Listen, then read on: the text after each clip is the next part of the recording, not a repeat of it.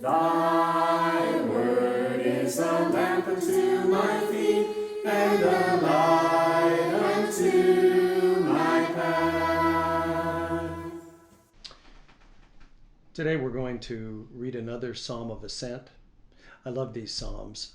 I can just envision the worshipers making their way up the Mount of Olives and up to the Temple Mount and singing these songs as they go, remembering the great care that, in this particular case, the great care that God has shown to the nation and to His people. Of course, we can take this Psalms and move it up and think about us as God's people today, as Christians. It's something to keep in your mind as you think about this care that God shows for us. But anyways, for just a moment, we'll pause and just think a little bit about Israel and all of the things that they've went through as we read this, starting with their time in Egypt, leading up to the period of the Judges, and then into the exile. And think about all the things, even up to the Roman period, all of the things that Israel has gone through, and why the psalmist would have written these things as a remembrance.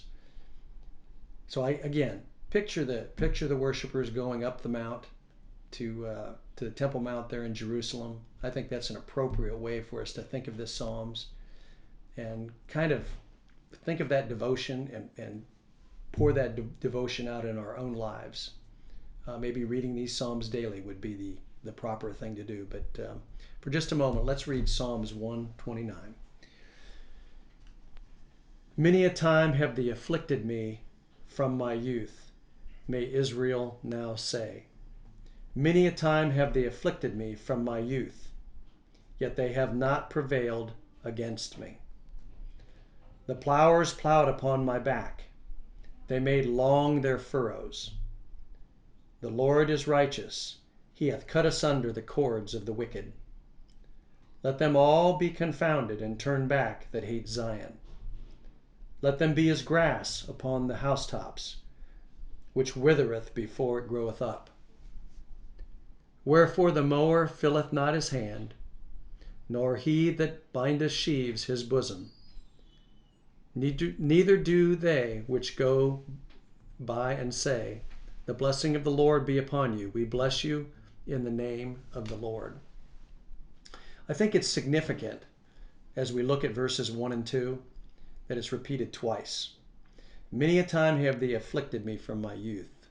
We know that the Bible, when it says something twice, it really wants special emphasis there. And it is true that God's people suffered greatly at the hands of the nations around them. And so we're made by these two verses to remember those things. And verse 3 shows the degree of the suffering. The suffering was very physical. I think this is a reference here when it talks about the plowers plowing upon their backs. I think it's meant for us to think of the stripes that were put upon Israel during the time of their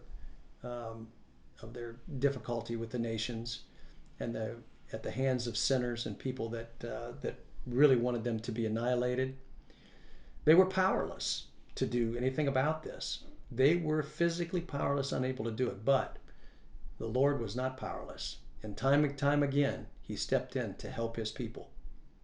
It's really, again, let's fast forward to the troubles that we have in life. This psalm is very much a parallel. And we are the Israel of God. And so it's very much telling us the same thing. In fact, we could very well say these things as we go to church on Sunday morning. God cares for the nation of Israel, which is us. And then in verse 4, he talks about what he did. He cut the cords. He cut the reins or the bondage that his nation had experienced. He stepped in and stopped that by physically intervening on their behalf. And then the psalmist declares a curse upon all those that trouble Israel. And he goes into some pretty graphic explanation. He says, let them be confounded. Let them not even know what they're doing. Lord, step in and disrupt them. And then he says, let them be as grass upon a roof. So after you've destroyed them, let them be worthless. Let them be nothing. Let their efforts come to naught. Let them be as grass. And the imagery there is of grass. When there's extra moisture, grass would grow on the roofs, but there was no soil, there was no depth. And when the sun came out and withered them, there was nothing. There was not even enough there to be gathered to feed the animals. They would just be dried up and blown away. That's what's under consideration there in verse 7, that the reapers would not even find anything left over from this grass. It would be completely worthless. Its efforts would be worthless. It would be nothing in the eyes of other men and in the presence of God. And then finally, after they've done all of their efforts, after they've let them be as the passerbyers will look at them as nothing. And we know this is true. We know this happened in history. The people that afflicted God's people. We can go to Isaiah, and we can read the chapters. The burden upon Edom, the burden upon Arabia. There's just a great listing of what God was going to do to the countries to bring them to naught that had troubled Israel. And so as we see this, we see the message that we get out of this whole thing is be faithful, be part of that faithful nation of Israel. And when you're part of that faithful nation of Israel, don't be troubled by things around you. You have a God that will protect you. And this is the message I think we should take away from Psalms 129. And as we go through these short but powerful verses, as we go through the Psalms of Ascent, I believe it's 120 through 134. Let's think on these things as worshipers. Thank you.